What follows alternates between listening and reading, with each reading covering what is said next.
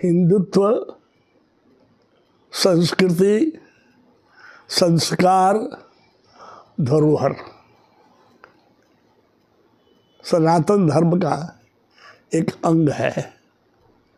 सनातन धर्म के विषय में हम कोई जानकारी दे सकते हैं कि कितने वर्षों से है, कितने सालों से है, जिस प्रवृत्ति में, चाल चलन में, संस्कृति में निरंतरता हो, अस्थायित्व हो, पारदर्शिता हो, पांडित्य हो, उसे हम सनातन मान सकते हैं। सनातन धर्म में भगवान गणेश की पूजा हर कोई भी पवित्र धार्मिक कार्य होता है तो पहले गणेश की पूजा करते हैं। विघ्नहर्ता है, शुभ है। और 27 तारीख को एक दिन के बाद गणेश चतुर्दशी से गणेश पूजा आरंभ होगा और अनंत चतुर्दशी को 10 तारीख सितंबर को समाप्त होगा। इस अवधि में खासकर महाराष्ट्र और गुजरात में लोग बहुत आनंद, भाव विभोर आनंद में रहते हैं। वैसे गणेश पूजा, हर घर में गणेश की पूजा होती है, कोई हम संस्कार का काम करते हैं, लेकिन गणेश पूजा का उत्सव इन दोनों जगहों पर बहुत काफ़ी है। अब तो भारतवर्ष के हर शहर में, छोटे छोटे कस्बों में भी गणेश पूजा होने लगी है। जमशेदपुर का गणेश पूजा हम विगत 54 वर्षों से यहाँ पर हम देखते हैं। बहुत ही धार्मिक रीति रिवाज और भव्य तरीके से होता है। 27 तारीख से पूजा चालू होगा, मूर्ति की स्थापना होगी और यहाँ तो 3-4 जगह बहुत बड़ा बड़ा मेला भी लगता है और हम भी 1-2 जगह से जुड़े हुए आते जाते रहते हैं। ये गणेश पूजा बाल गंगाधर तिलक की देन है। हमारी संस्कृति को, हिंदू धर्म को, संस्कार को एक साथ पिरोने के लिए गणेश पूजा उनका आरंभ किया हुआ है और ये धीरे धीरे महाराष्ट्र से चालू हुआ। अब भारत के हर प्रांत में, हर बड़े बड़े शहरों में विभिन्न नामों से होता है, लेकिन गणेश की पूजा होती है।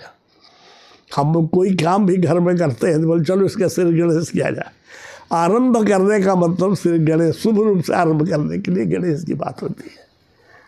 जब हम कोई कारोबार करते हैं और नींव डालते हैं तो गणेश की पूजा होती है। दिवाली के दिन लक्ष्मी की पूजा के साथ हम शुभ लाभ लिखते हैं। गणेश के मूर्ति या गणेश के जो पीछे उनकी परंपरा है, उनकी भावना उससे जुड़ा हुआ है। लेकिन जमशेदपुर में मैं देख रहा हूँ विगत 53-54 वर्षों से, जमशेदपुर के उन लोगों से जो गणेश पूजा विशेष रूप से महाराष्ट्र और साउथ के रहने वाले लोग जो है यहाँ आंध्राइट लोग, इसको गणेश पूजा बहुत ही उत्सव के साथ मनाते, मेला लगता है। इन मेला के प्रयोजकों से, प्रबंधन से मेरा एक सादर निवेदन है। अभी तो बारिश का समय हो सकता, बारिश होना हो अलग बात हुआ है, लेकिन मेला में उचित व्यवस्था रहना चाहिए कि कहीं पर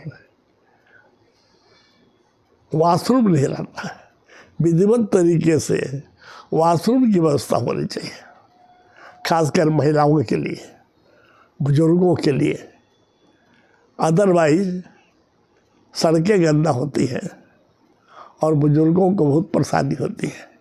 इसलिए गणेश पूजा मैदान में हो या विष्णुपुर में हो या टेलको में हो, कहीं हो, जो मेला के प्रबंधक है उनको हर आज देखता है कि विधि व्यवस्था हो, चिंता ही नहीं हो, छिड़कानी नहीं हो, उस ओर हम ज़्यादा ही ध्यान देते हैं। ये भी ध्यान देने की जरूरत है कि जो बुजुर्ग हैं, जो महिलाएं हैं, बच्चियाँ हैं, वो कहाँ जाएंगी। इसलिए इस पर भी बहुत ध्यान देना चाहिए। अभी बरसात का मौसम है, तरह तरह की बीमारियाँ हैं, तो स्वच्छ पानी उपलब्ध रहना चाहिए। हम समझते हैं कि इसमें टाटा से तो सबको मदद करती है। स्वच्छ पानी, पवित्र पानी और जो प्रबंध है मेरा तो घूमने का, खाने पीने का, कमाई का धंधा उत्साह का समय है। बोनस में बढ़ रहा है, बढ़ेगा इस समय। इसलिए चांदी है, वहाँ से जो लोग जो दुकानदार आते हैं लोग भी खर्च करते हैं, उसको मना नहीं कर सकते। हाँ, हालांकि मैंने अपील भी किया है, आज भी इस माध्यम से अपील करता हूँ, जो बोनस मिलता है अधिकतम राशि आप बचत करके रखिए। सामाजिक, राजनीतिक, आर्थिक परिस्थितियाँ भारतवर्ष की बहुत ठीक नहीं है।